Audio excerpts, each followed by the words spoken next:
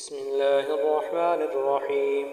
يوصيكم الله في أولادكم للذكر مثل حظ الأنثيين، فإن كن نساء فوق اثنتين فلهن ثلثا ما ترك، وإن كانت واحدة فلها النصف، ولأبويه لكل واحد منهما السدس مما ترك إن كان له ولد، فإن لم يكن له ولد وورثه أبواه فلأمه الثلث، فإن كان له إخوة فلأمه السدس من بعد وصية يوصي بها أو دين. آباؤكم وأبناؤكم لا تدرون أيهم أقرب لكم نفعا، فريدة من الله، إن الله كان عليما حكيما.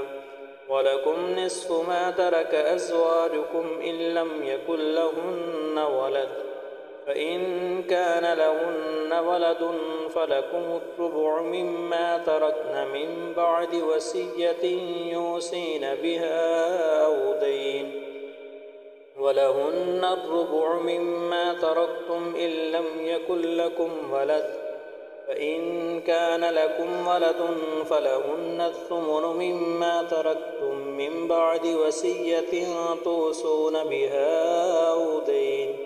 وإن كان رجل يورث كلالة أو امرأة وله أخ أو أخت فلكل واحد منهما السدس، فإن كانوا أكثر من ذلك فهم شركاء في الثلث من بعد وصية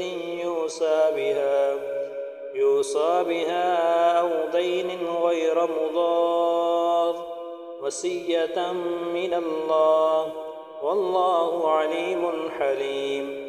تلك حدود الله، ومن يطع الله ورسوله يدخله جنات تجري من تحتها الأنهار خالدين فيها، وذلك الفوز العظيم.